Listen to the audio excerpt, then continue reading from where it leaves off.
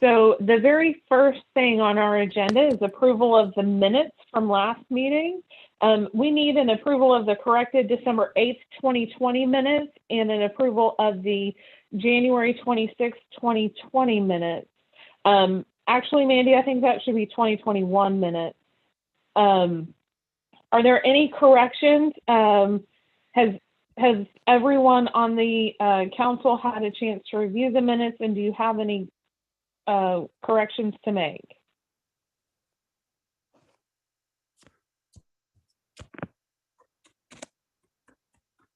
Hearing none, I will entertain a motion to approve those minutes.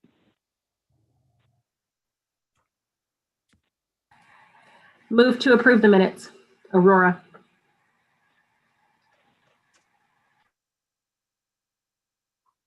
Do I have a second? Michelle, I've got your second. I saw your hand raised. Everyone who would like to approve the minutes, please raise your hand and say aye. Aye. All opposed, say nay. Aye. Oh, sorry, I went a little too fast. Well, is there anyone who's opposed to those minutes? My apologies, I got to going too fast because we have a lot to do tonight. The next thing on our agenda is the election of the executive officers for the 21-22 school year. So on the SHAC, there are 3 executive officers. There's a chair, a vice chair, and a secretary.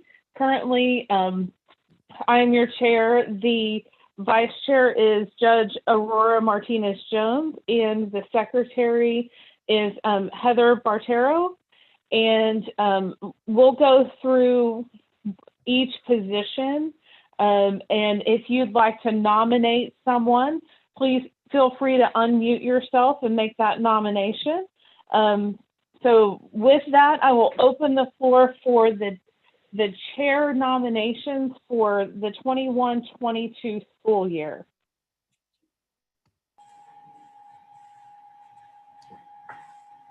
Jen, Heather, I want to I will speak Judge up. Jones.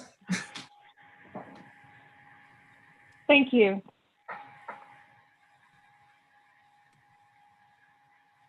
And I accept, if I get to accept the nomination. Are there any others who would like to nominate for a chair?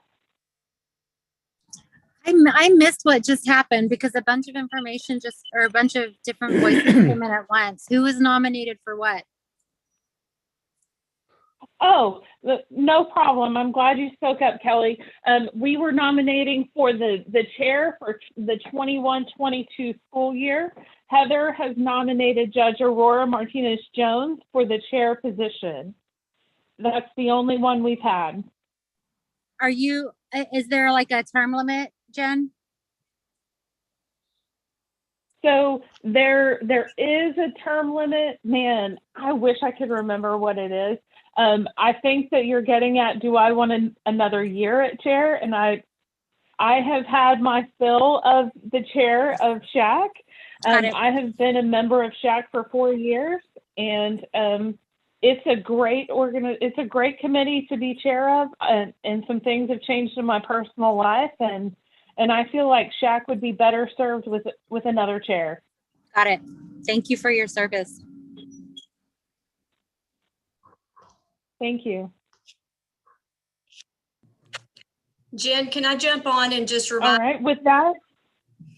Sorry, can I remind everybody to mute your mics? And that way I think we will have everybody able to hear.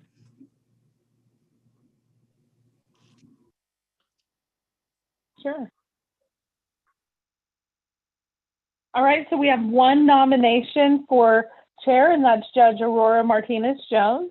So let's move to vice chair. Is there anyone who would like to be nominated for the vice chair role?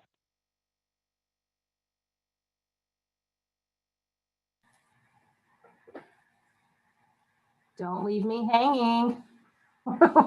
I need a full executive committee. I can help out if nobody else steps up. Oh, I was about to say, can I nominate someone else, but she's welcome to decline? Can I nominate Kelly You Darby? are welcome to nominate someone else. Thanks, Hillary. Yeah, I'm happy to.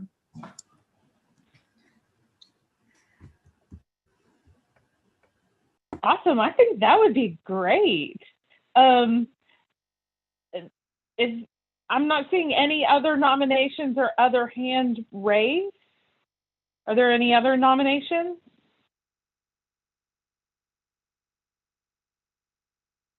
No? Okay, and so we'll close the nominations for vice chair, and now we need to move to nominations for secretary. Who would like to be the secretary for the 21-22 school year?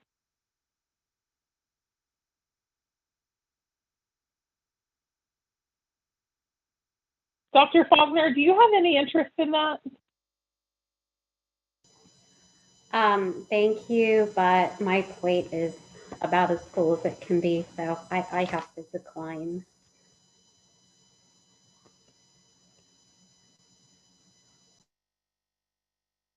I understand.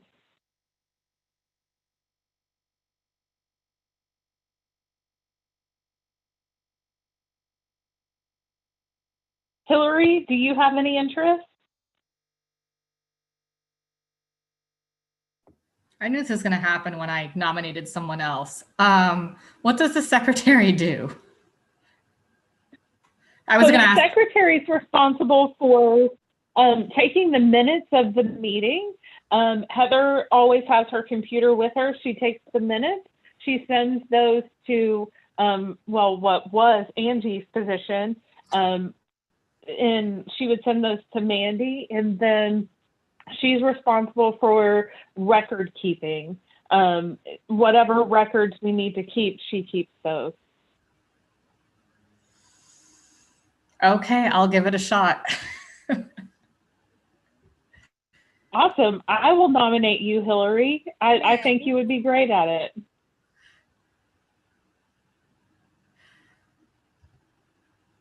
I'll second Awesome. that. Okay, and with that, we will close.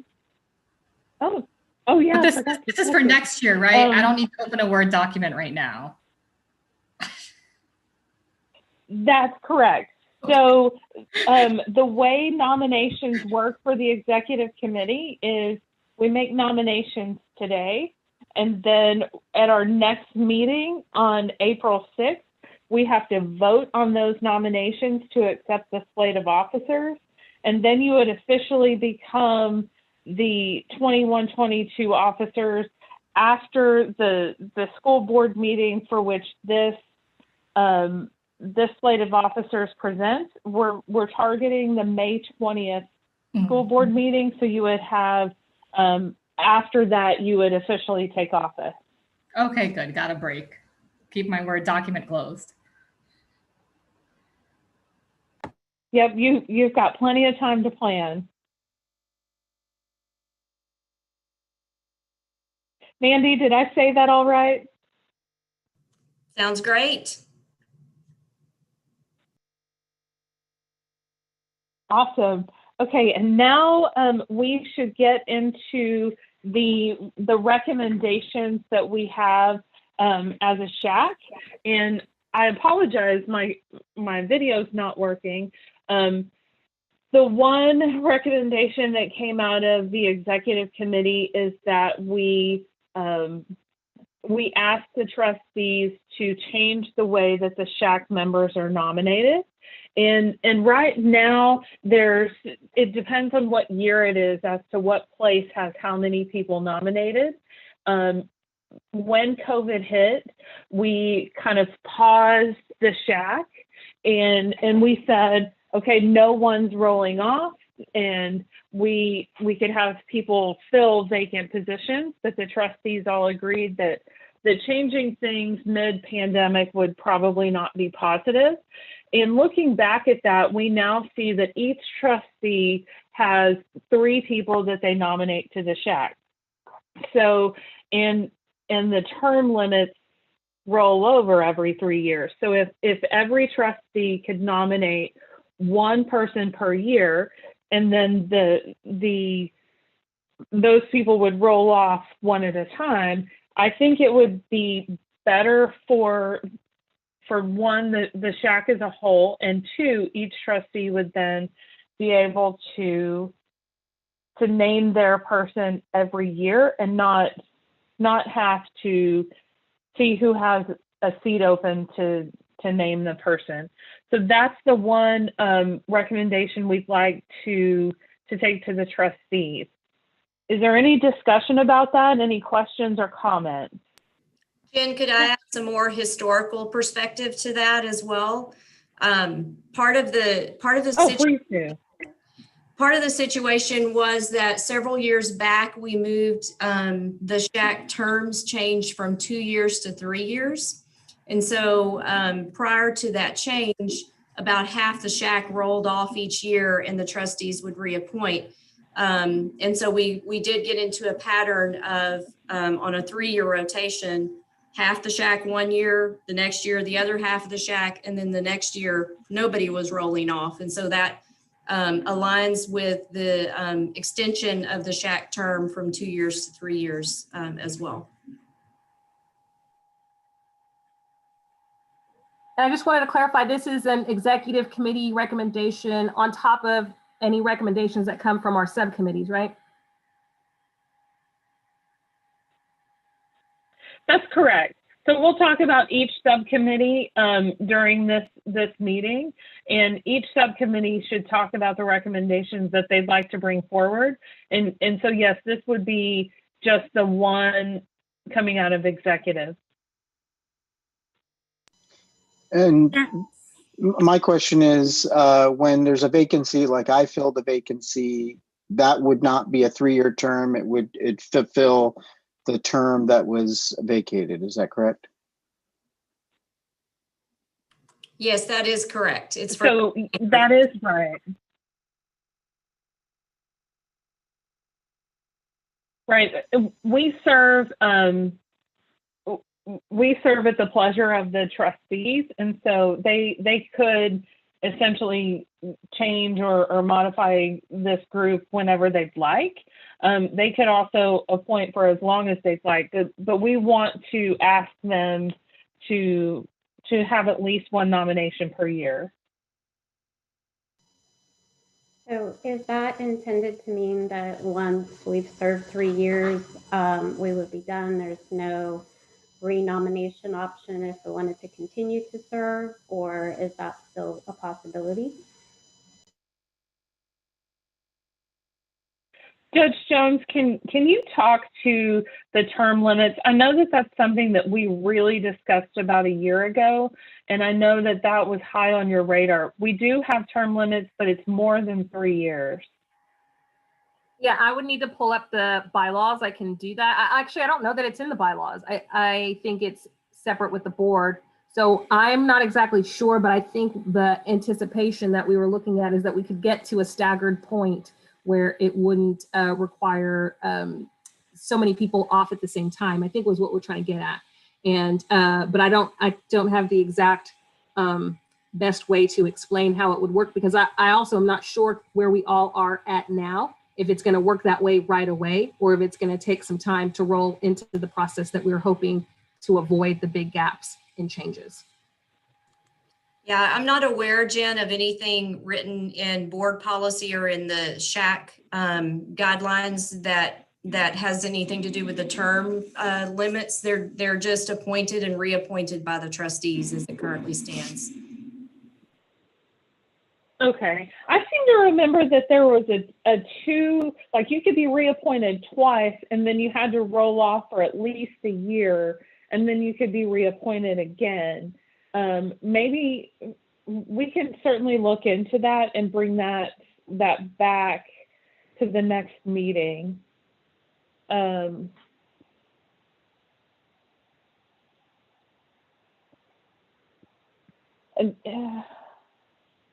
going from memory here because I don't have my computer in front of me. So I'll flesh that out and we can get that information out to everyone.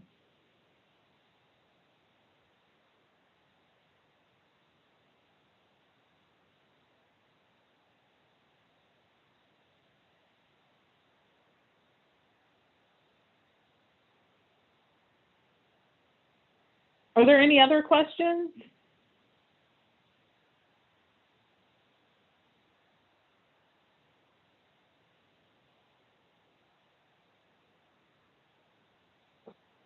Okay. With that, let's move on to the next subcommittee. We'll start with mental and behavioral health, and then we'll go to wellness, and then human development and sexuality. So Judge Jones, if you'd like to discuss mental and behavioral health and the policies you guys would like to bring forward.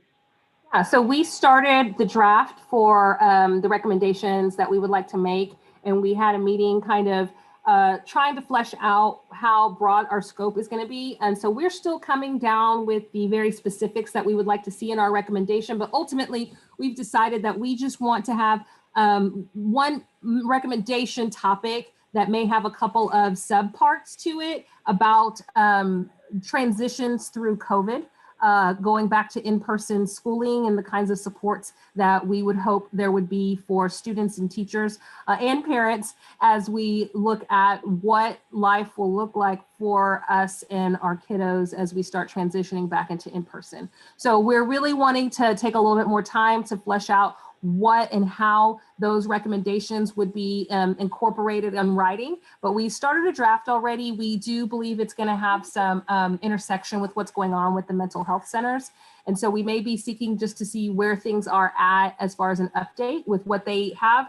But part of our recommendation is really also about making sure that those mental health centers are resourced and robust enough to support the needs of the kiddos that we're going to have coming back to in-person for whatever we may see after having been through the pandemic for so long. So that's what it is. We don't have all of the fine tuning. We're going to gather our ideas and then we're sending it over to one of our lovely committee members to do the wordsmithing. And then we're going to look at it again and have it ready for the bigger group to look at. When do you think you'll have that ready? I'm just curious. So like I said, we have a draft with some ideas that we all have a consensus on, but everybody was taking a look at it to send in more ideas and any kinds of other thoughts that they had to be included. I think last week really just kind of threw us all for a loop. And so a little bit more time for us to gather ideas. So I'm hoping maybe by the next meeting before that, we would be able to send you a draft with our language, having been through our wordsmith at least once. I was going to say, if you want any of the numbers about the mental health centers, they're under me. So I'm happy to give you any of that data and comparative to last year. So just let me know. Yeah, I sent out the notes that I had from, I think it was an October meeting where you did a presentation. I did some screenshots to make sure I had some of the information and shared that with the group. And so everybody was kind of looking at that and digesting it. And so, yeah, if you have an update of kind of the same type of information you presented to us in October, that would really be helpful for us. Absolutely. I got them, I think before the ice storm hit, I had gotten an update from Bluebonnet Trail, so I can send that out to you tomorrow. Wonderful. One other thing that I did request, and I think we wanted to see if there were some surveys that were done about how teachers and families were doing.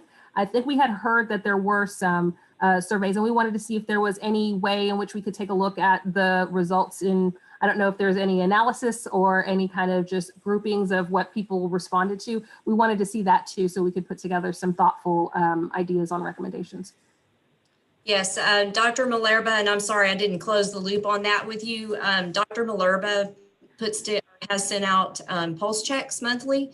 And I did check with her to make sure that those were open to the public and so forth. And yes, they are. So I'll get that to you, Judge. Perfect. Yeah, so as soon as I get that to the rest of the committee, I think we'll be able to tighten up our ideas and start getting a little bit more wordsmithing going.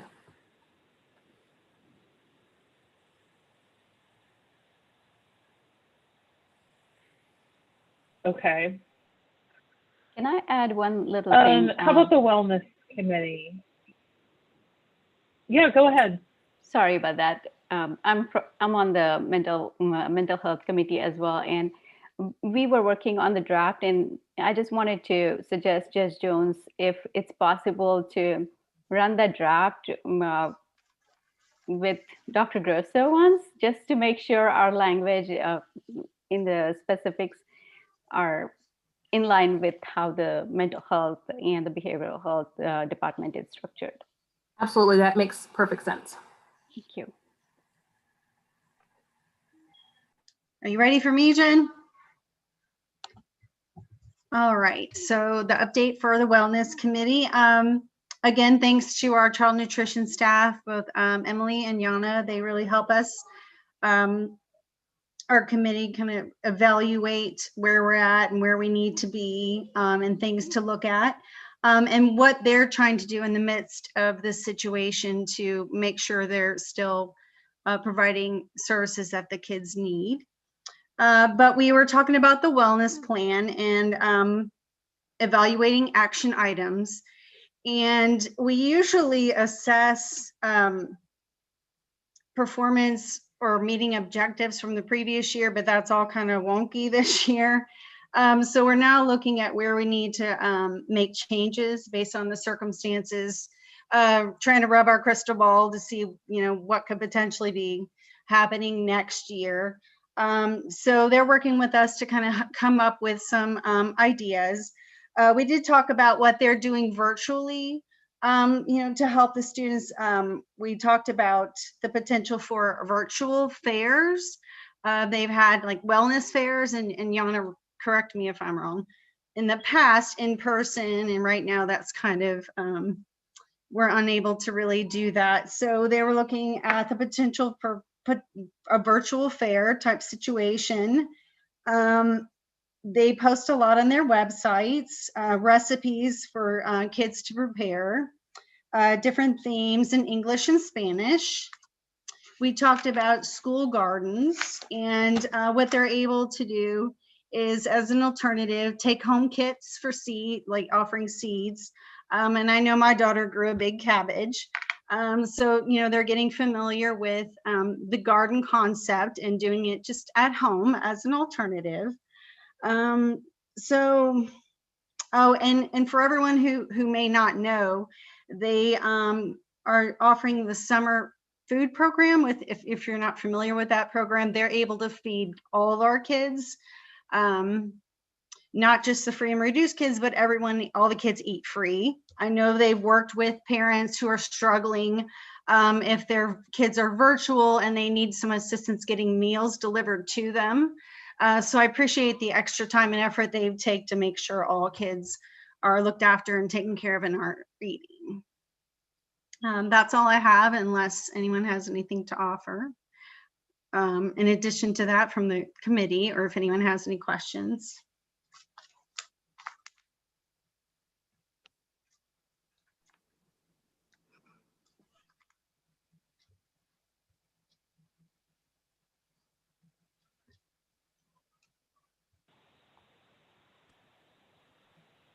Michelle? I do not hear any questions. Go ahead. Are you going to say something? Jen, this is Claudio. Can you hear me? Yep, I hear you. Yeah. I sure can. Go ahead. Regarding, remember the walk? Oh, yeah. Thanks for bringing that up, because I did sit in on a meeting with Kelly and Amy. I did start, you're talking about the Out of the Darkness walk, right? Yes, correct. Right. I did start a SHAC team. I'll have to send Angie. I meant to send Angie the information to send it out to you all to join, but I did set a team up. And maybe you can explain to the group what that is. I don't know that I would be the best one. I'm gonna throw Kelly or Amy out there. Thank you, Michelle. Yeah, and I'll post the link again to sign up in the chat. But this is a walk that Round Rock ISD has, I guess, participated in and helped coordinate. Thank you, Amy. Amy just put a link in the chat if anybody wants to go and register. So It is through the American Foundation of Suicide Prevention, and on April 24th is their sort of nationwide Out of the Darkness big event to raise awareness for suicide prevention. Round Rock ISD, I think this is their 4th year. The first year that Round Rock ISD participated in this, it was initiated by students who wanted to take a part and be active in this issue. And so it's going to be on April 24th. The sort of headquarters of the event are at Stony Point, but because of COVID, the walking will be done virtually. So at Stony Point, starting at about 10 o'clock is when volunteers will be out there to hand out t-shirts, the honor beads, etc. But the walking, we'll be asking folks to kind of do that, not on Round Rock campuses. We encourage everybody to sign up, register, set a fundraising goal, and help us spread the word. And then Michelle was kind enough to volunteer as a committee member and sort of take the lead in getting a SHAC team set up.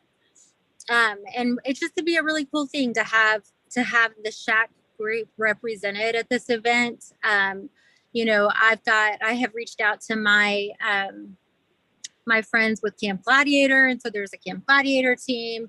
I have a good one of my best friends. Her daughter is a new dancer on the Stony Point Tiger dance team, and so she is working with the coach or with their dance director to set up a team to walk within the new, I think they call New News.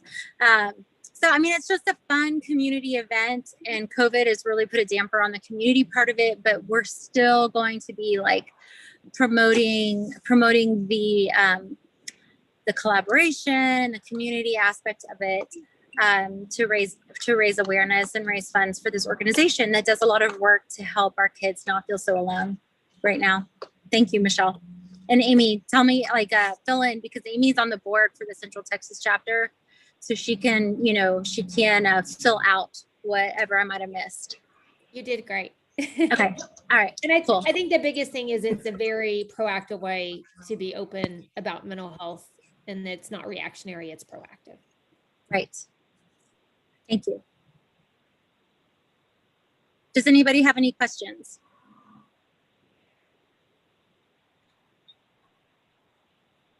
Awesome, Heather. Yeah, join CG's team or SHAC. Either way, just take part.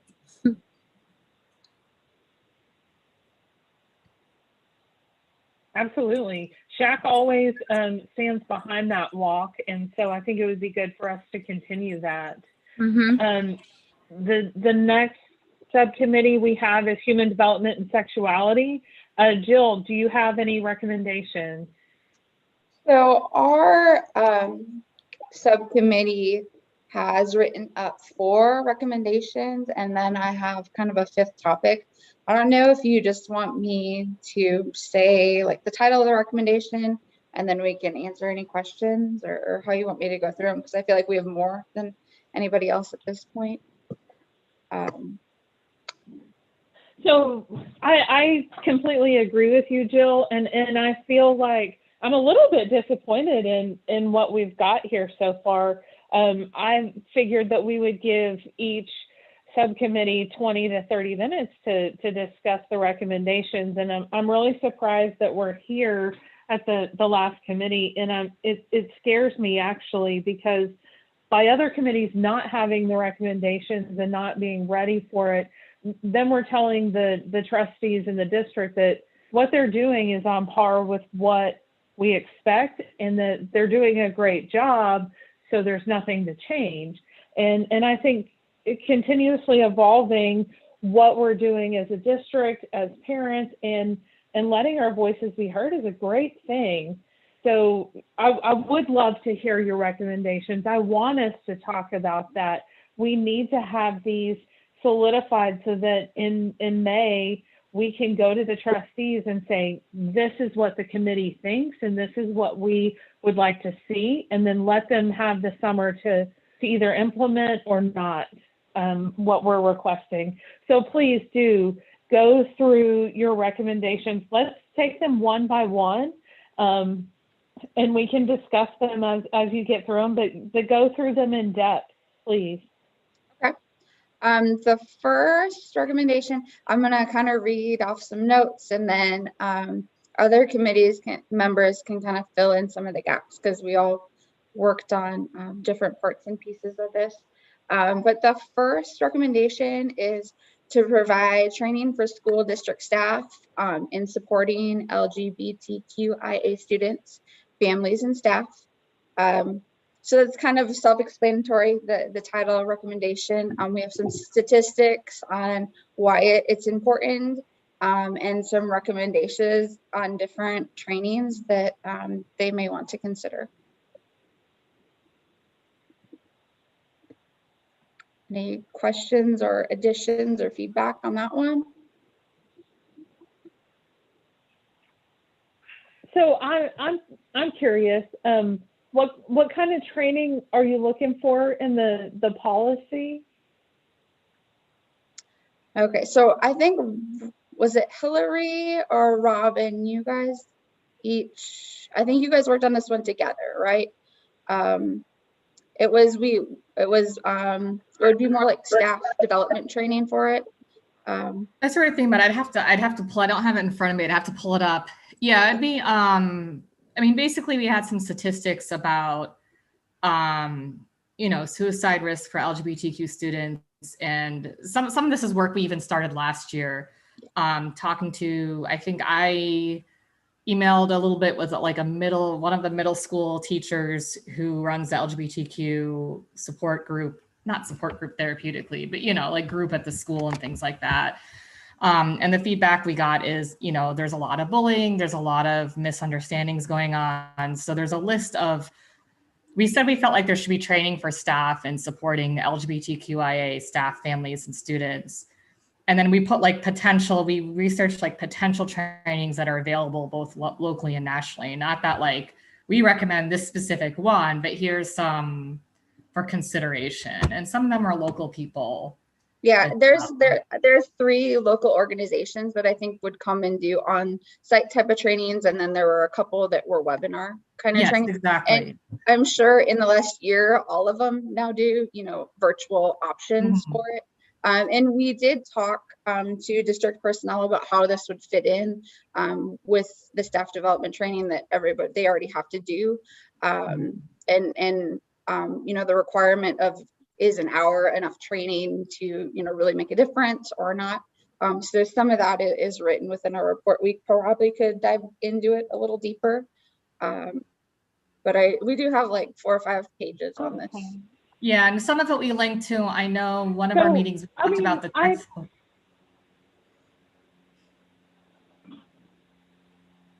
I think this is a good recommendation.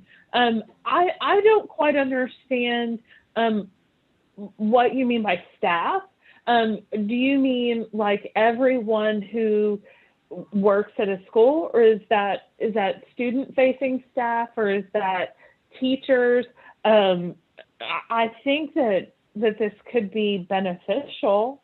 So that's really my question is who do you mean by staff? Well, we had that discussion too, and I'll answer for myself, and Hillary can answer too. In a dream world, it would be everybody. Yes.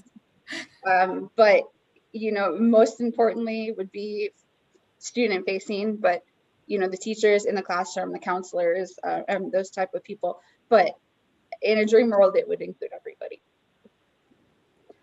If I remember, some of this also came from me. I sat down with a therapist. His office is in the Round Rock ISD district, and he sees, he mostly focuses on kids and families facing transgender issues. So he sees a lot of kids in Round Rock ISD, maybe a smattering in Leander as well, and was kind of interested in the work of what this committee is doing. So some of it was his recommendations as well, based on a lot of the work he's done with kids in this area.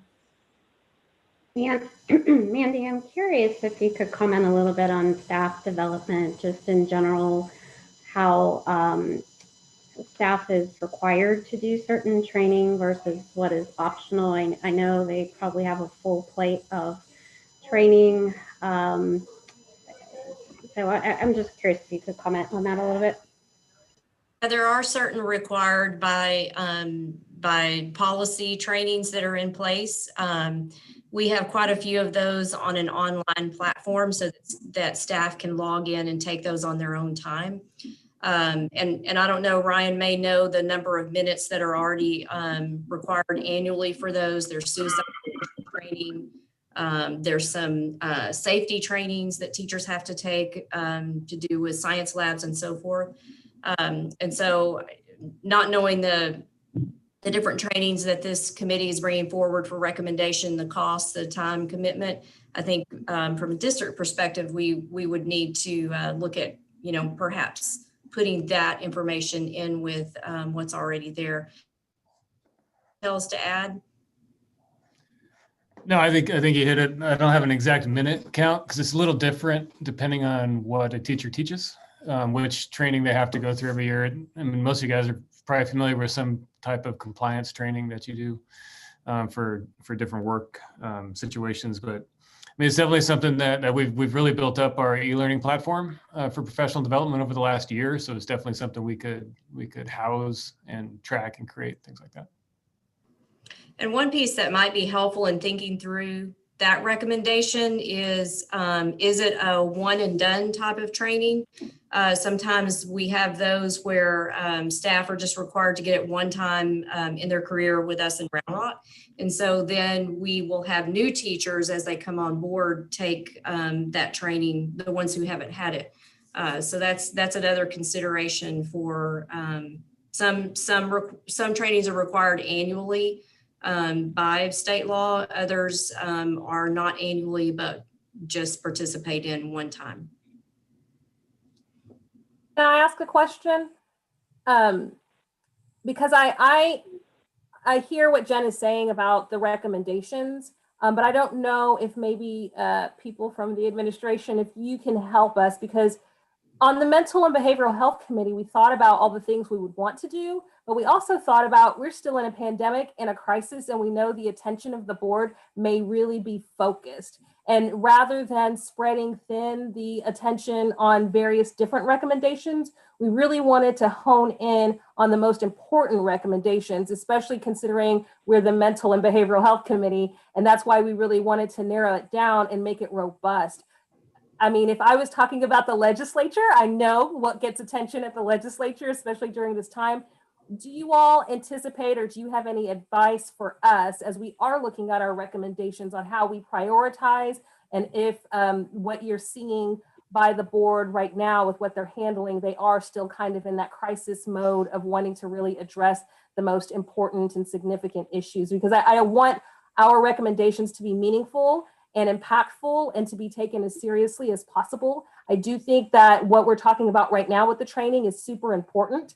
And I want to make sure that we are connecting it in all the ways, because we didn't go in depth into exactly the underlying portions of our recommendations, but part of it was looking at, with so much social distance learning and virtual learning, how cyberbullying and social emotional learning are being impacted. So our recommendations are more robust. It's not just we're looking at things related to COVID and the mental health centers. We have, points underlying it. And I think especially with what we're talking about with the training and the cyberbullying from our recommendation, that collaborates and crosses. And I wanted to make sure that if we're going to put forth the recommendations that are in a priority, because we need to, for the board to really understand how this is important to us in this moment, because we're kind of in this weird space right now, that we're able to do that. So I really would like to hear how we do that, because if it takes more coordination between the committees to kind of cross-examine how our recommendations work together, I think that might be something we want to look at as well. So I think I want to paraphrase your question back to make sure that I'm responding to it accurately, and that as I interpret it is what is the board most attuned to right now.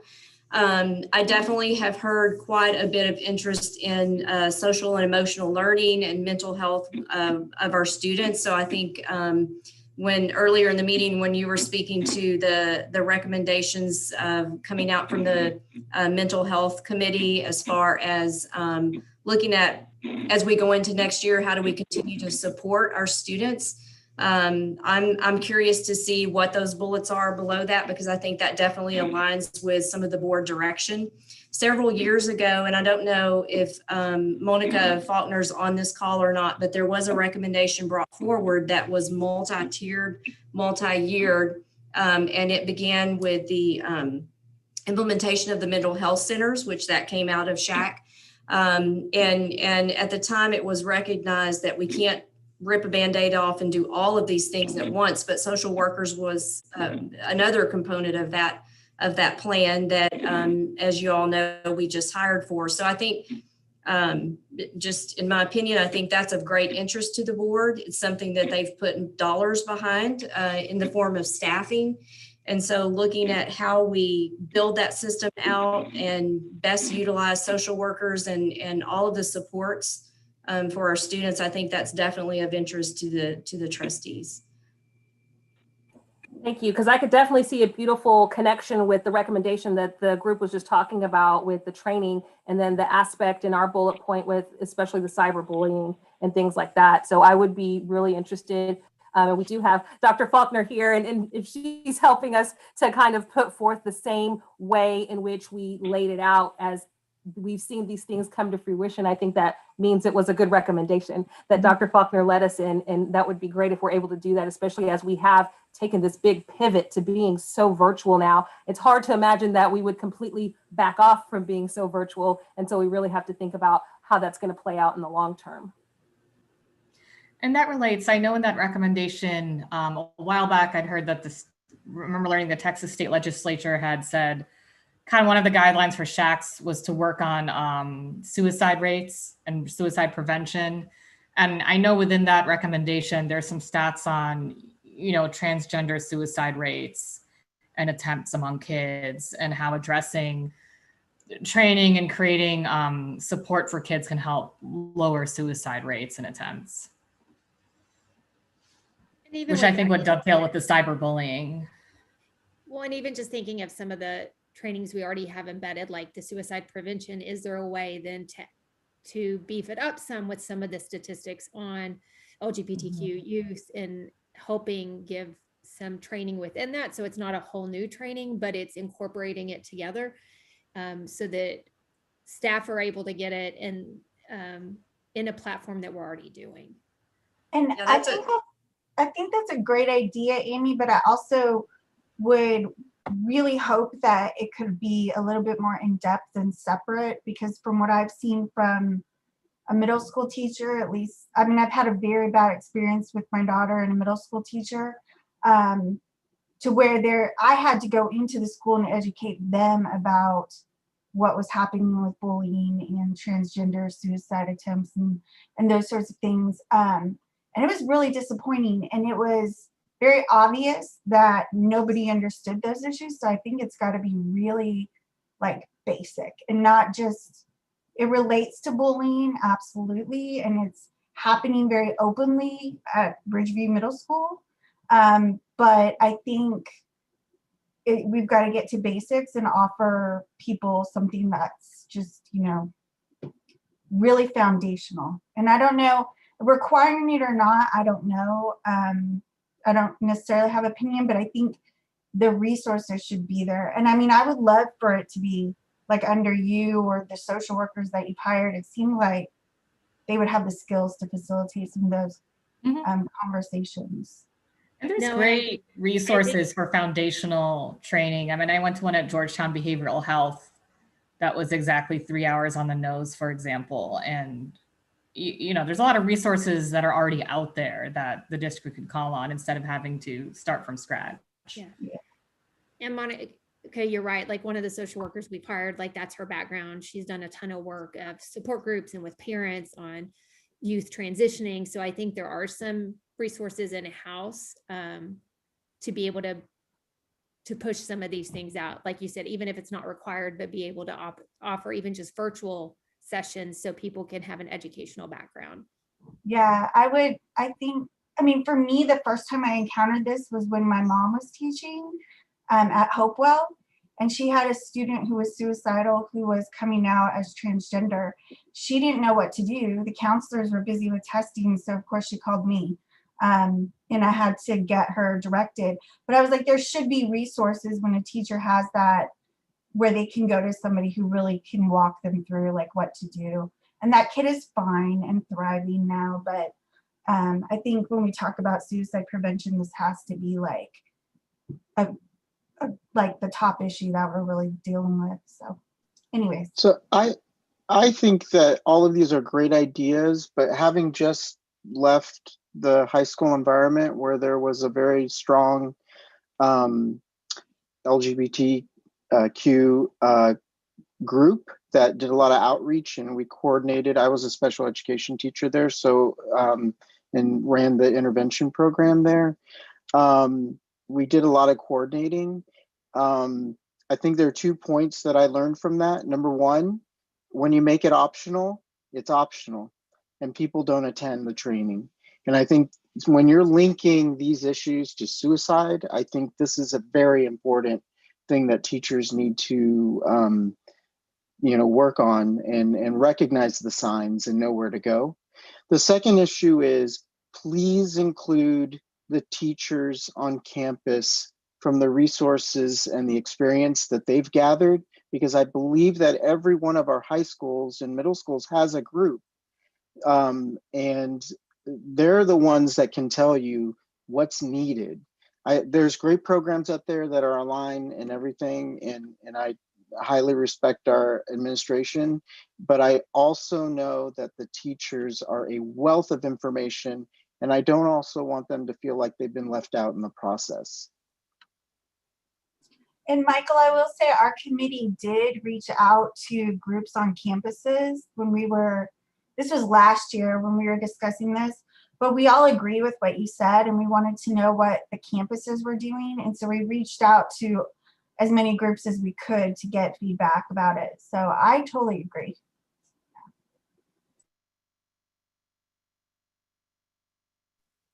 I just wanted to add that I completely agree with the need. And from Council PTA, we got the National PTA grant, and we are paying for the course material for the mental health, youth mental health first aid course.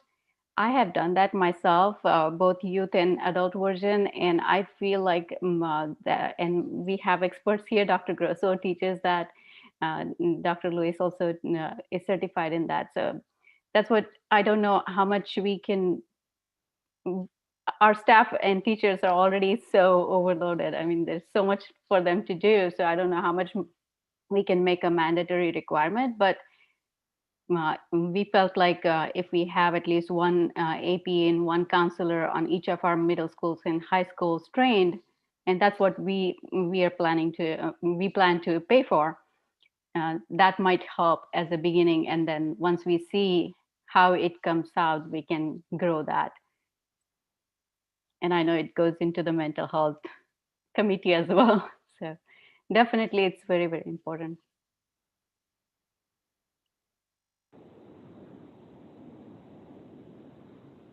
So I appreciate all the dialogue on this one. I think that we're hearing some great the recommendation.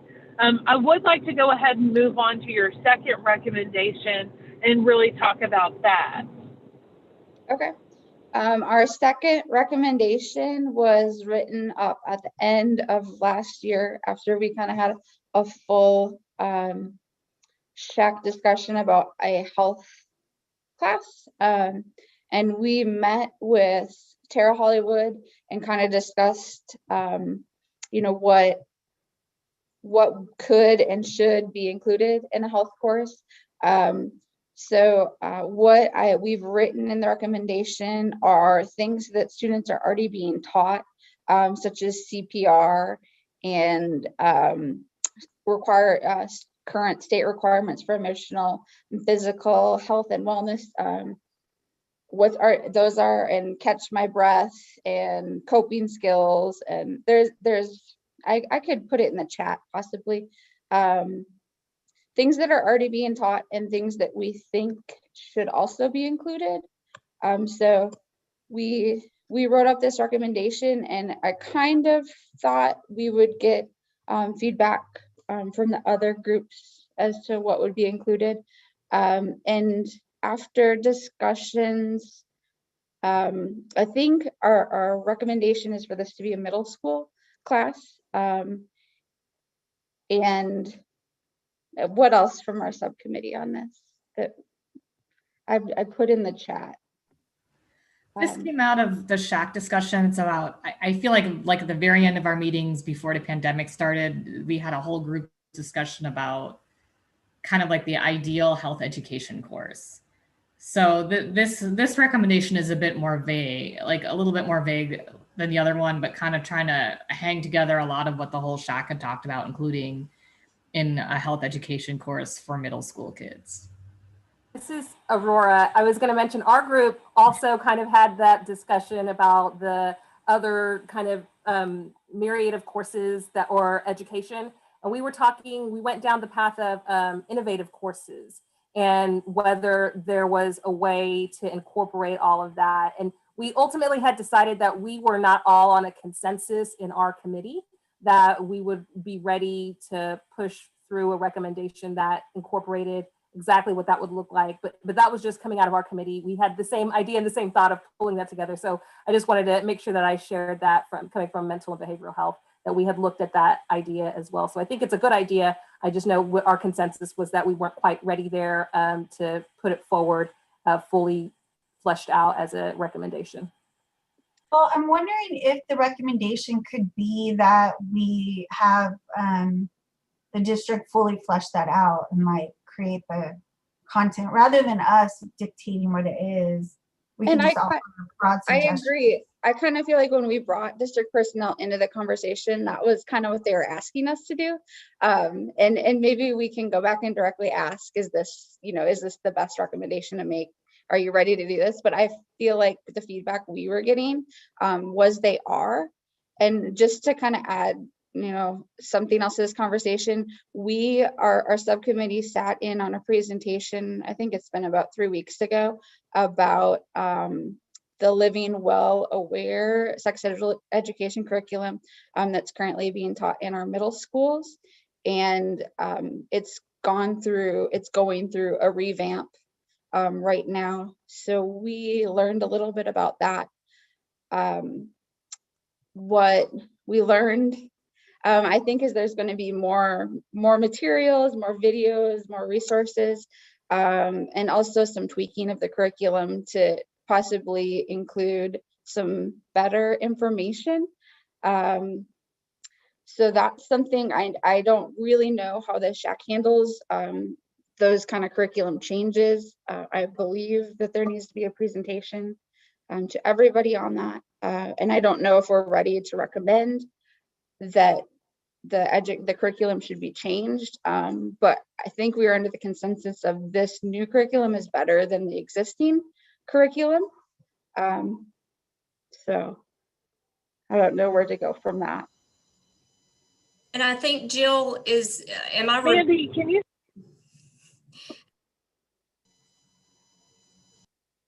I'm sorry, I keep muting myself accidentally, y'all. I'm sorry. Can you hear me? Yeah. I'm also stating this from memory, so forgive me if this is not right, but isn't the state board looking at new requirements for that? I'm wondering about the timing of it. If there is, I just feel like within the last couple of months, I've seen something about that coming out. And certainly Tara's over that curriculum, so she would know more. And I don't know if she's on the call tonight. I do know that they had some discussions a couple months. I want to say it was probably in August, but the time is just compressed very weird right now. They did discuss some things that they want to include in the health curriculum. On the good side, they actually want to put birth control back in the curriculum, if I remember correctly. On the bad side, they don't talk about things like consent, which is really important for us and what we really want to focus on for future iterations. Like what we have for sex ed right now it could be worse. and the changes to Living Well Aware, it would probably make it better than many of the other sex ed curriculums out there, but it's not where we want to be in the end. I think that it's a stepping stone, but I think we want to add more to it at present. Is that right? Yes. I think so. Dr. Sulek, who is developing that, she is really well aware, Mandy, of like the alignment with all the requirements. And so I imagine it would meet all of those. And we're using the curricula that's the most widely used one in Texas right now. I do think the improvements are a lot better, having looked at a bunch of curricula and evaluated a bunch of curricula. Again, it's not perfect. There's some suggestions that we made to her and some things we talked about, but I think it's better. And right now, I'm not sure how familiar everyone on the SHAC is with what's being taught. Do you want me to, would that be useful for people to hear kind of how it works? Or does everyone have middle schoolers? So I wonder if this is better, one of those recommendations that would be better served next year. And maybe we can have a presentation sometime in the next year to talk directly about that.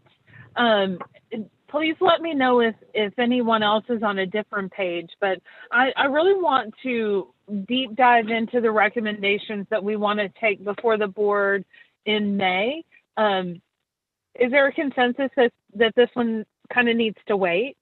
No, like there's not for mine. More about what's happening in the legislature, because I had understood there is some movement on that curriculum. And I also understood that school districts have the ability to adopt that curriculum and have that covered financially. So I personally would like to understand that side of things much better before we go down a path of innovation when something is potentially rolling out within the next year or two. And then the other thing I wanted to comment, in our mental health subcommittee, Judge Aurora had shared some resources with us that I certainly wasn't aware of. I assume many of you aren't either, but there are innovative curriculums available, it seems, through the state of Texas. And I know there were some health curriculums. I do believe that was at a high school level. But I hate for us to spend a lot of time and resources on things that are already available and exist. And I just don't feel like I have enough background and information to fully understand the situation without, as Jen suggested, maybe a presentation that would come from the district to kind of tie all those pieces together. So I think, though, that the recommendation that we're making is not to adopt a new curricula, but to just keep going with the adaptation she's made. The curricula as it is right now is not trauma informed, and it's something that I would probably want to pull my kid out of some lessons because it's not trauma informed. The new one is better, those adaptations that she's made. And so it's not adopting a new one. It's just using the second version of it, basically. And I think we could, but I don't think we can put it off, because we put it off for a year, then our kids are still using the really not great curricula for another year.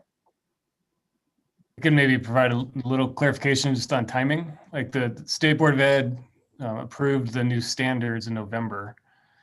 And then those new standards essentially take a year to be, before they're implemented. It's the same with other content areas as well.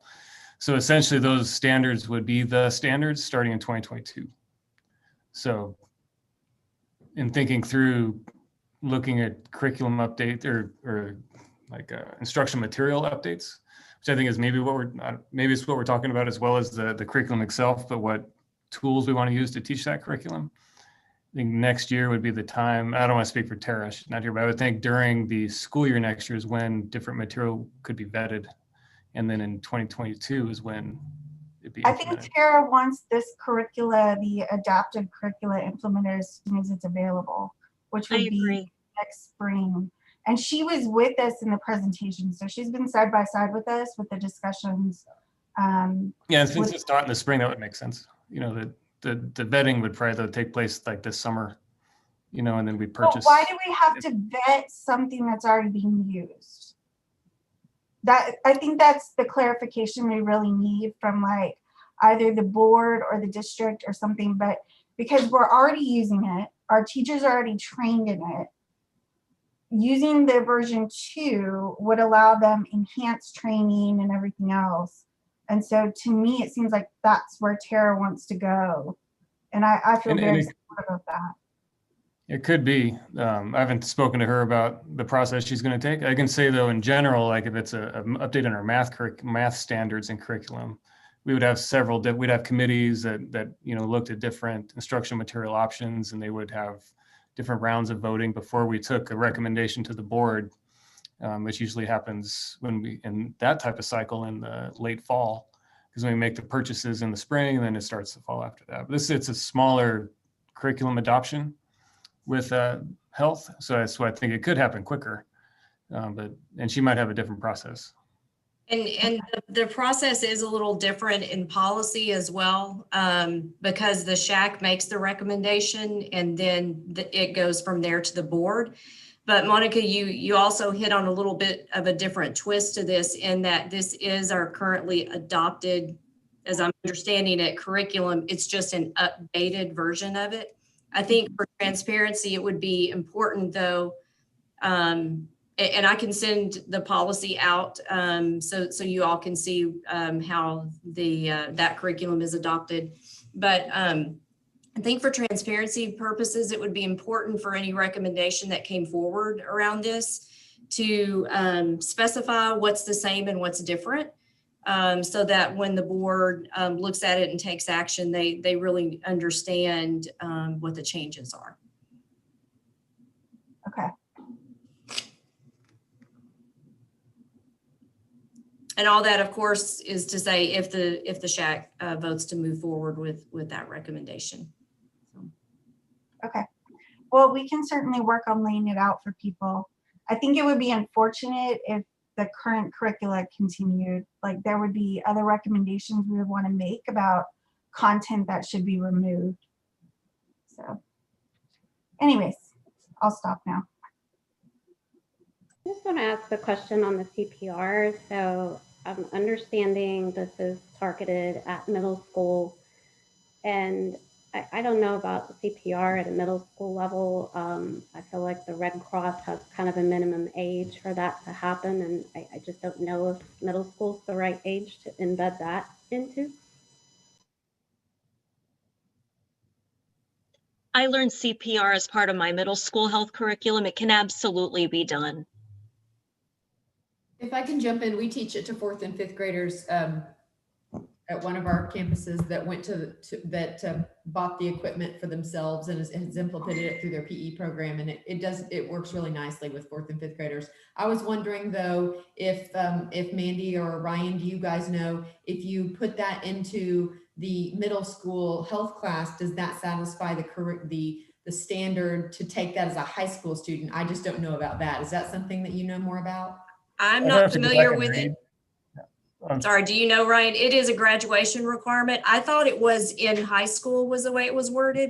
I looked at that recently because we had to come up with essentially a virtual plan for this year. And so we read it recently. I think it does say at some point during a student's high school career, they have to have CPR training. So I doubt it would cover that requirement. Yeah, and that's what I'm remembering too. So I think it's a 9 through 12 requirement for graduation. I believe that's what it was as well. I just thought you guys might have clarity on that. I mean, it certainly wouldn't, as a CPR instructor myself, you know, it certainly is not a problem in any way to have that introduced as a middle school, in a middle school setting and then reinforced in high school. But, you know, I know we're trying to figure out where there's time to teach this class and what other class it bumps, et cetera. That's stuff I don't know about. I just wanted to give a shout out for CPR.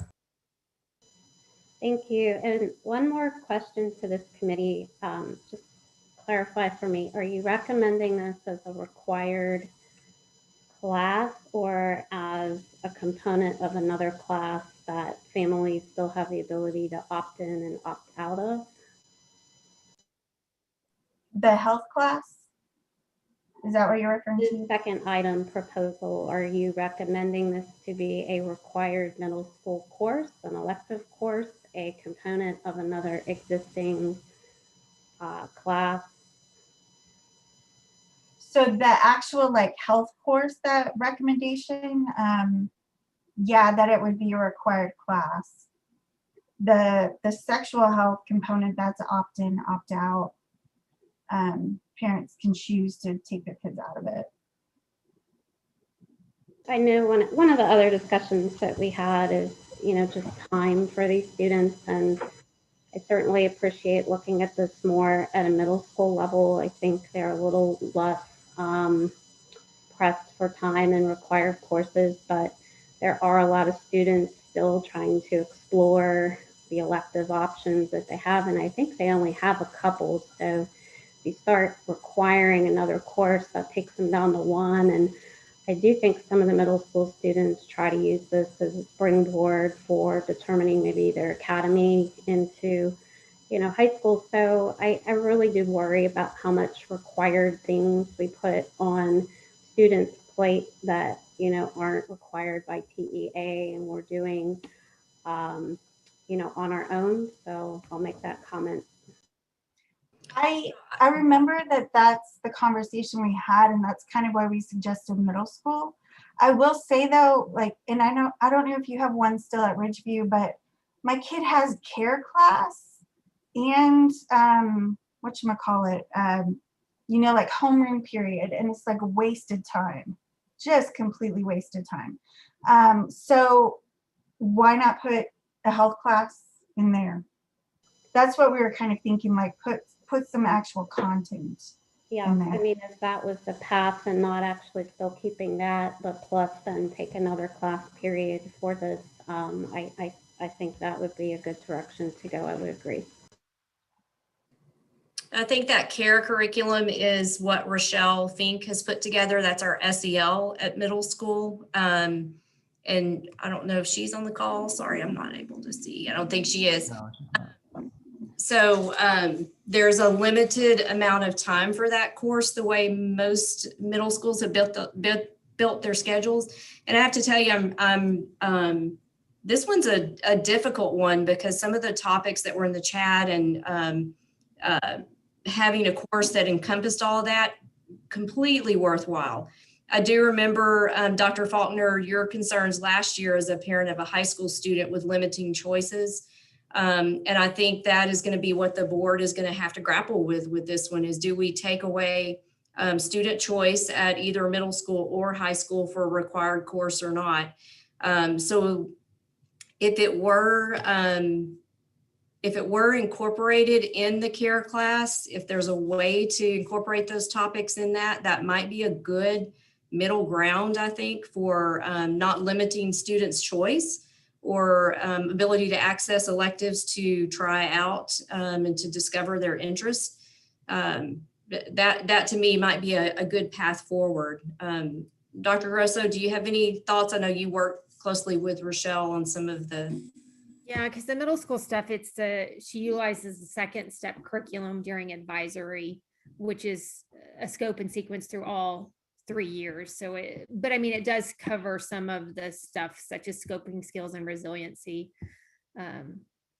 Just even looking at the topics, like a lot of them, I think they could be okay in middle school, but even I could see the value of having students in high school with mental health and some of these topics that currently, like there's not an advisory in high school. Just thinking developmentally that I could see it be more beneficial for me in high school than in middle school. But once again, is it required? I mean, there's so much mental health stuff that I think would be fantastic for every student to get before they leave. And I know students want it. Like times I've gone into high school classes and talked about mental health, they ask, I mean, they just even say like, this should be required. We need to learn about this. So I think even getting student voice on it.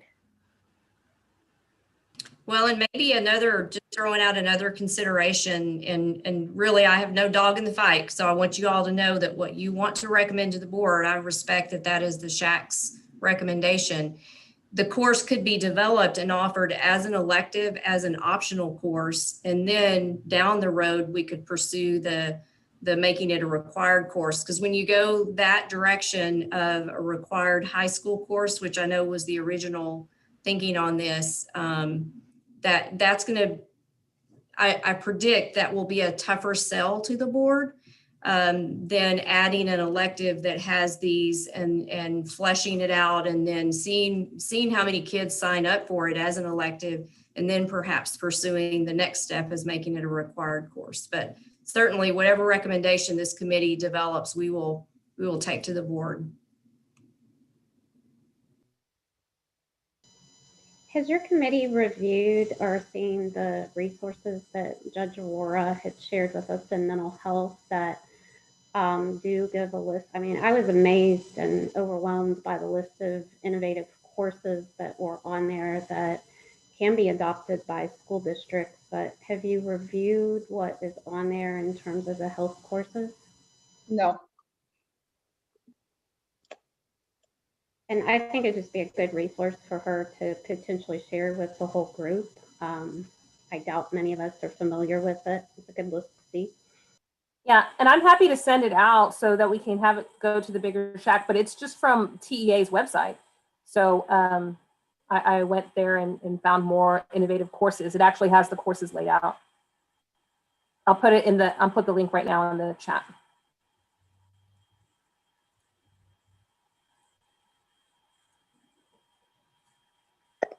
So I guess some guidance, should we as a subcommittee work on this recommendation further, or do we need to take it in another direction? Some guidance would be nice.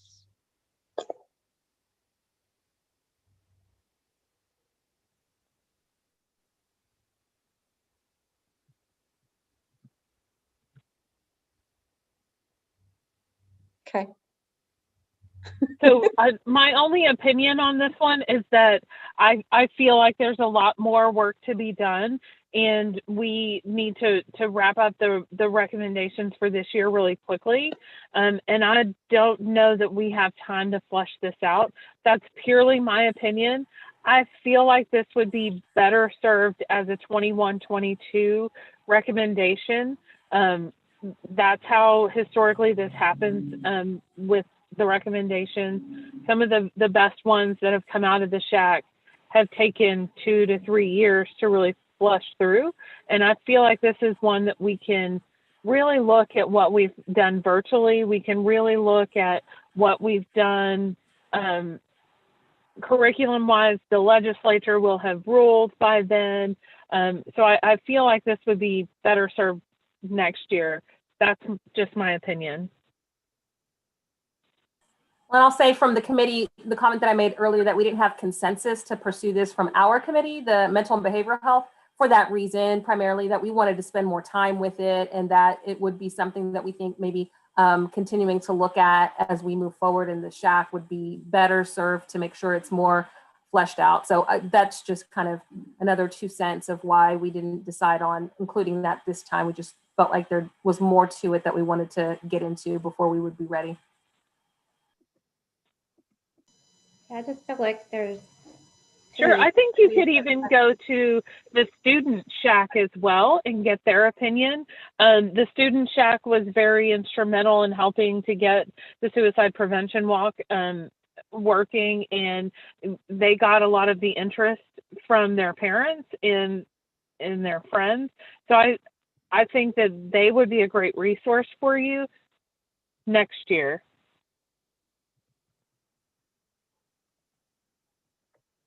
Okay.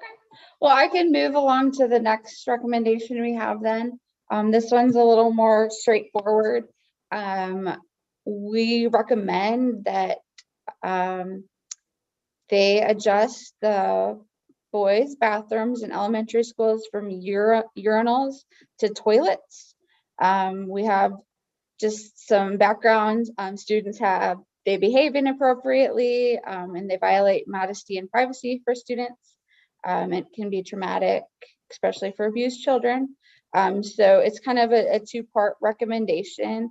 We recommend that new construction removes the urinals from their plans and uses toilets, and that Round Rock IC should replace existing urinals with toilets as part of the next bond project. Some of this came out of those of us who have elementary schoolers. There have been long lines in the boys' bathrooms for the one toilet stall, and kids holding it and not going. And then it's also mixed signals. Like at Jollyville, they had a whole program, which was fantastic, about preventing and reporting sexual abuse for elementary schoolers. And they were told nobody should see your private parts. And then they're like in this bathroom, and it was confusing because they were literally getting mixed messages and then all lining up for the one toilet. And there were accidents, so I'm sure the teachers would appreciate that. But we just felt like urinal use, was a recommendation, Jill, for elementary school only, or I don't remember. It was for all schools, you guys. Okay.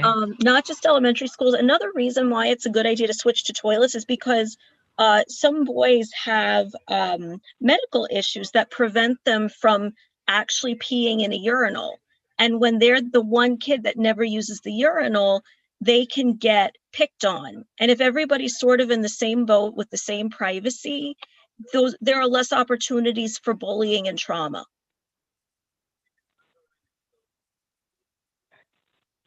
Did you guys look through any like the International Building Code or any architectural pieces of information to see if that's something that can be done? I've always thought that was something required in codes and ordinances to be done, but I have not personally done the research to know that.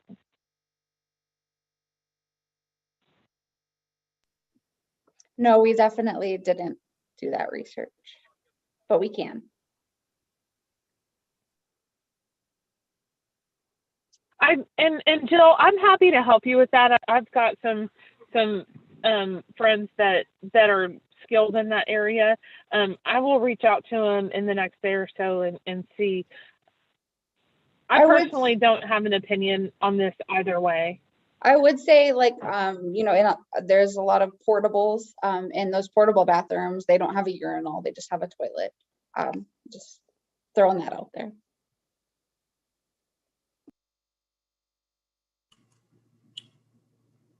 And also different schools and different bathrooms have different different schools and different bathrooms have different proportions of urinals to toilets. So it sounds to me like Jollyville has a lot of urinals, whereas my kid goes to Caraway and she's a girl, so I haven't really looked too far into the boys' bathrooms. But the little that I've seen, I think there's a bathroom that has like 1 or 2 urinals and like 3 stalls. And I asked the custodian sort of like what the stats were, and it really varies. Just the way we have big and small bathrooms in the school, we have different proportions of urinals throughout the school. Yeah, the elementary school I went to in Massachusetts that was built in the 1800s, though I assume the bathrooms were updated since then. Even the boys' bathrooms were all toilets. So if 1800s building could be retrofitted, I'm sure anything can. Has there been any research into what the cost it would be to retrofit what we have today to this new recommendation? So we didn't do that. Our recommendation was going to be that for new construction, so I guess that cost factor wouldn't really need to be considered. And then the research on the costs could be done by a bond committee, because that would be something that would be you know, require bond money in the future. And Jill, I think that's a good direction to go, because this to me feels like a long-term recommendation to shift to that type of a model, which might also include retrofitting some of the restrooms that we currently have in our schools. And I would think the cost on that could vary widely depending on the plumbing. And I'm definitely not construction person. But I think it's an easier recommendation to start with future construction and to begin retrofitting in future bonds, the restrooms that we have.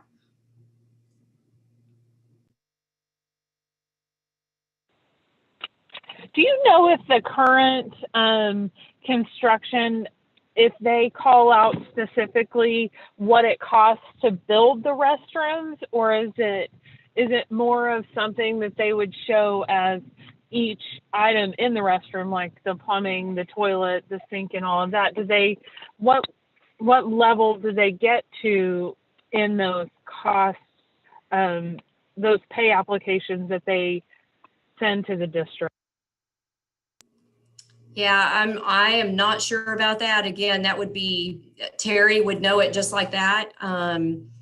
They're pretty detailed, as I understand, in how they estimate the cost on all of those, but I'd hate to speak to that here, Jen. I'm just not comfortable with my own knowledge of that.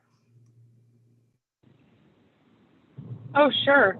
So Jill, I'm happy to help you vet this one a little bit more. Like I said before, I don't have a personal opinion either way, but I am very interested now that you guys have brought it up. I'm interested more to know, why is it the way, why do they do it this way? And is it something that can be changed? And I'm interested in vetting this one a little bit more before we get to our next meeting. If that's okay with you. I don't want to step in if you have this covered. I think that sounds great. No, that sounds perfect to me.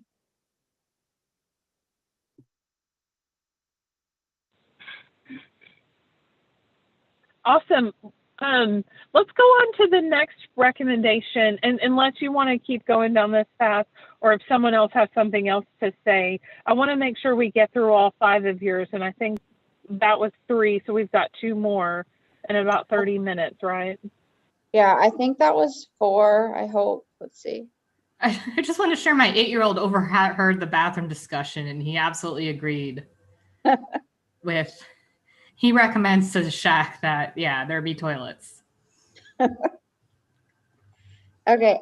Actually the last one we have, let's see. This was one we came up with last year. We can be probably, Kelly helped out with this one, and she's gone to another committee, and I think she's stepped off for tonight.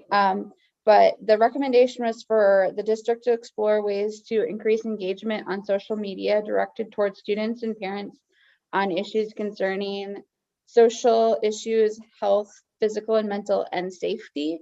And the reason for their recommendation was we saw the district was putting out a lot of great programs, but the attendance was quite low. So we explored a bunch of ways to get more engagement and develop new content. So we have quite a recommendation written for this, but I will say personally, with COVID, I feel like the district has done a better job at this, and there is more engagement and more material. So I don't know that we need to spend a bunch of time on this, unless we just want to tell them they're doing a good job and keep doing it. Any other feedback from our subcommittee on that?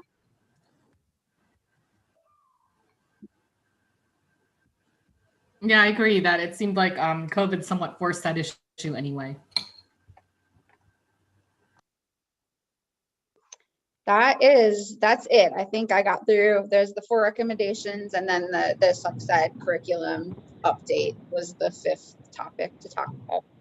So we covered that as well. Thank you, Jill. It was amazing. Thank you, Jill. I really, you've put some interesting thoughts in my head that were not there before. And so I appreciate the work that your committee has done this year. And I really look forward to vetting through some of these a little bit more. So I think we as a committee really need to maybe pivot a little bit on how we're doing our work on these recommendations, and please someone speak up if I'm going in the wrong direction, but I'm thinking that we need to really vet these through in writing.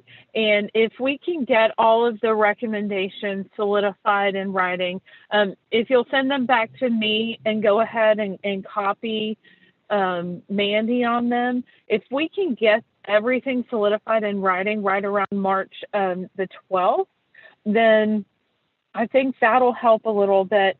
Once we get those March the 12th, then we can put those in one document, and then we can let the rest of the bigger SHAC put in any kind of changes or recommendations or ask questions of them. If we can do that, then when we come back on April 6th, we will be able to vote as a bigger SHAC in the room as to which recommendations to move forward to the trustees. We're planning to go before the trustees on May the 20th. Do you guys feel like this is something we can accomplish? I feel like it's an aggressive schedule, but it is accomplishable if everyone is on board. I would speak for our committee, and I think this is something we can do. I don't think it's a concern.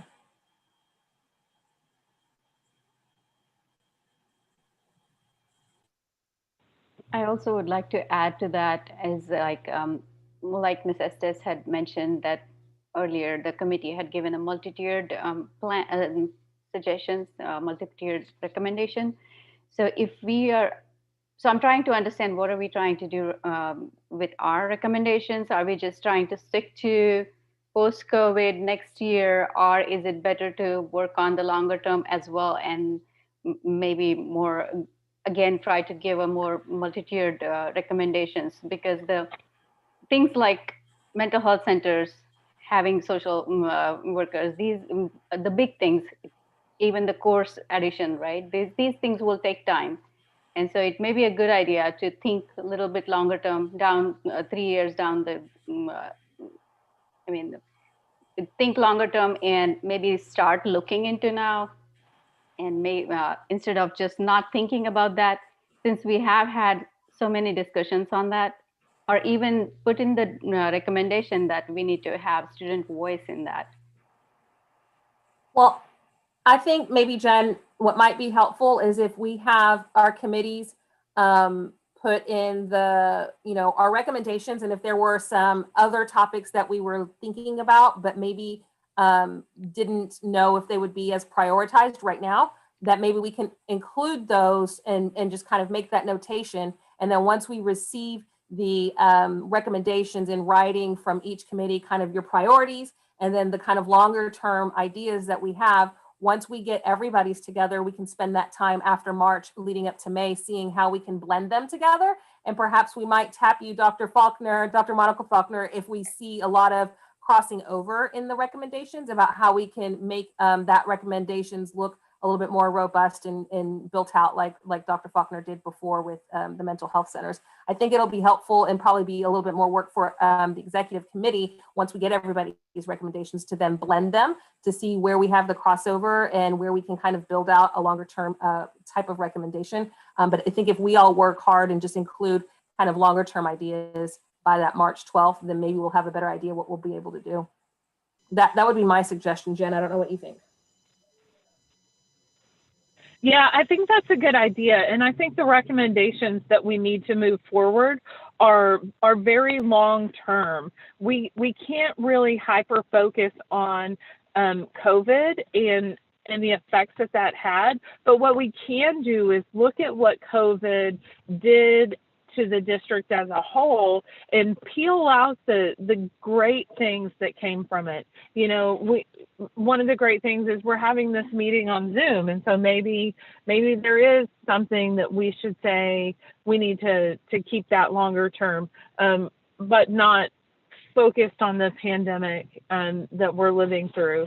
So to answer all of your questions, I do think bringing them together, having the executive committee kind of flesh those together, sending it to the bigger group, and those recommendations need to be focused, 1 year, 3 year, 5 years down the road. And then when we vote on April 6th, I think some of them will also be voted to maybe push to next year. Just like the one we talked about with Jill's group, the one that I felt like we needed to push, maybe you guys think differently once we've got it vetted and we vote to go ahead and take it. That's okay too. We just need to get it all on paper, and we need to make sure that the research is there. I'm hoping I made myself clear. If I didn't, please let me know.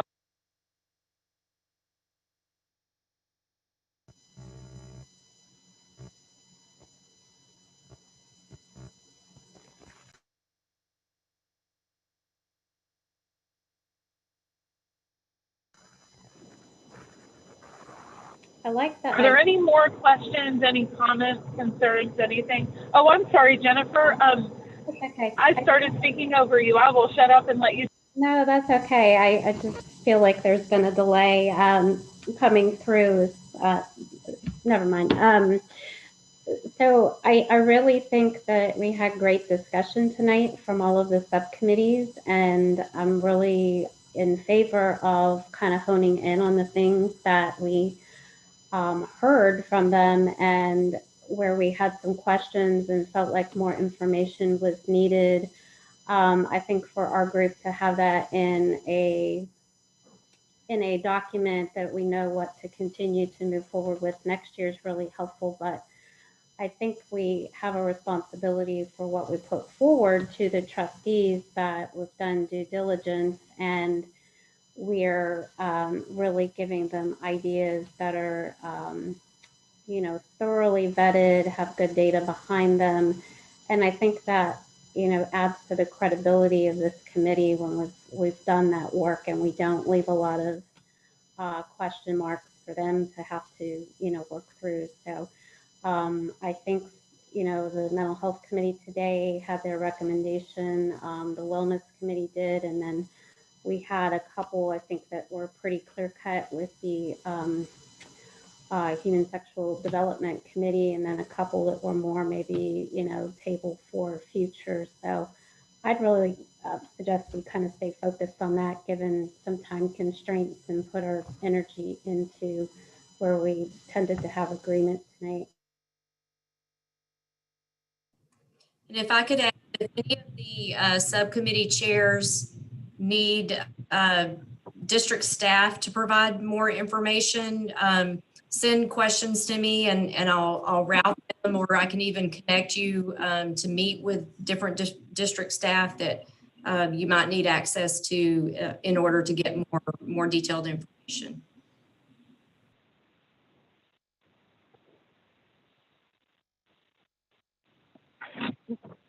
So given what Dr. Faulkner just said, I think it would be a great idea for the committee chairs to have one quick conversation with your committee, and make sure that you bring forward the recommendations that you as a committee see.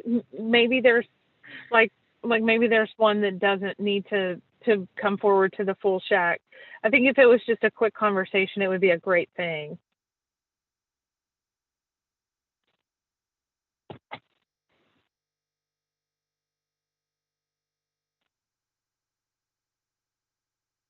So I think moving forward, I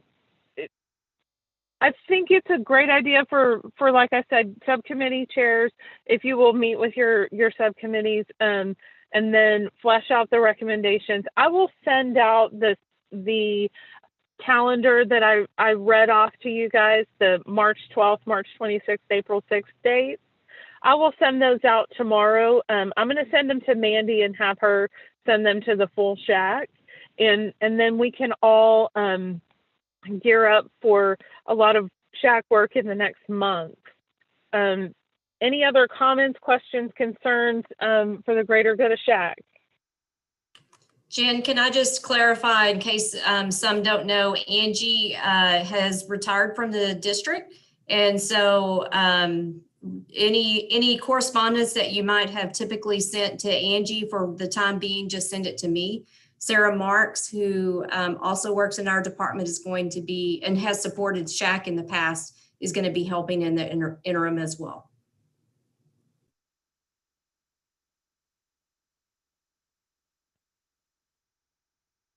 I'm so glad you said that. I totally forgot to let everyone know that Angie did retire, and I wanted you all to know that we did thank her for everything she's done for SHAC. She has been the backbone of this committee since I've been on it, and without her, I don't know how we would have made it. And hopefully she's listening, at least to this piece, to know that I certainly appreciate her, and I hope that the rest of you did as well, because she did more for us than I ever could have imagined.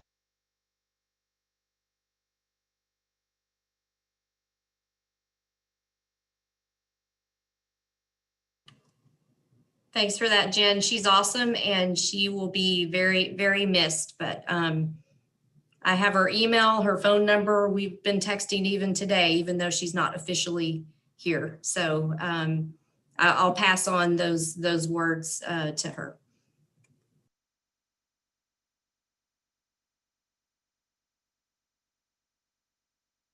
Thank you. Well, if no one else has anything, I think we can go ahead and adjourn the meeting a few minutes early. I do appreciate the hard work everyone has put into this committee. I know that there's a lot of opinions and thoughts that get put out there, and it's hard to be vulnerable sometimes. It's hard to put your opinion out there, but I really appreciate the fact that this feels like an open committee and somewhere where we can let everyone know our thoughts and not be judged by it. So thank you guys for everything you've done in getting us this far. I know it's going to be some hard work, and I really look forward to it. So thank you guys, and I will see you next time. See you next time. Thank you. Thank you. Have a good night, everybody. Thank